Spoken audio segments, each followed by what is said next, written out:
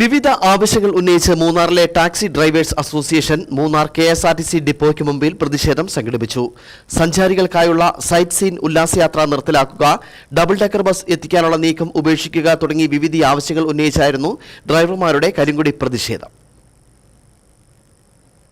മൂന്നാറിന്റെ വിനോദസഞ്ചാര മേഖലയിലേക്ക് KSRTCയുടെ site scene സർവീസുകളുടെ കടന്നുകയറ്റം ടാക്സി മേഖലയിൽ തൊഴിലെടുക്കുന്ന ആളുകളുടെ ജീവിതം പ്രതിസന്ധിയിലാക്കുന്നുവെന്ന് ആരോപിച്ചായിരുന്നു മൂന്നാറിലെ ടാക്സി ഡ്രൈവേഴ്സ് അസോസിയേഷന്റെ നേതൃത്വത്തിൽ മൂന്നാർ KSRTC ഡിപ്പോയ്ക്ക് മുമ്പിൽ പ്രതിഷേധം സംഘടിപ്പിച്ചത്.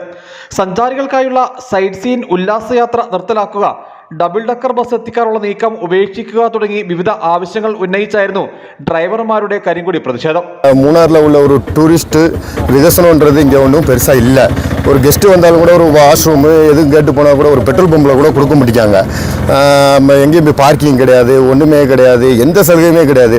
ஆனால் கவர்மெண்ட்டு இங்கே உள்ள டெவலப்மெண்ட் பண்ணுறேன்னு சொல்லி சொல்கிறாங்க. ஆனால் என்ன டெவலப்மெண்ட் பண்ணுறாங்கன்னு எங்களுக்கு தெரியல. KSRTC இப்படி தான் அன்றைக்கி உல்லாச யாத்திரை விடக்கூடாதுன்னு சொன்னோம். அன்றைக்கி உல்லாச யாத்திரை விட்டாங்க. இன்றைக்கி டபுள் டக்கர் கொண்டு வராங்க.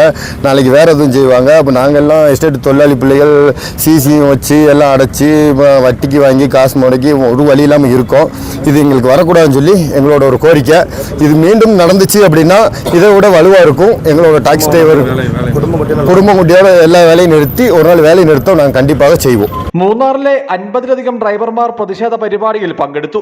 KSRTCയുടെ ഉല്ലാസയാത്രാ സർവീസുകൾക്ക് പുറമെ കള്ള ടാക്സികളും നിയമവിരുദ്ധമായി വാഹനങ്ങൾ വാടകയ്ക്ക് കൊടുക്കുന്നവരും ടാക്സി മേഖലയെ തകർക്കുന്നുവെന്ന് ഡ്രൈവർമാർ ആരോപിച്ചു. ടാക്സി മേഖലയിൽ തൊഴിലെടുക്കുന്ന ആളുകളോടുള്ള അവഗണന അവസാനിപ്പിക്കാൻ നടപടി ഉണ്ടാകണമെന്നാണ് ആവശ്യം. News bureau, Adimali.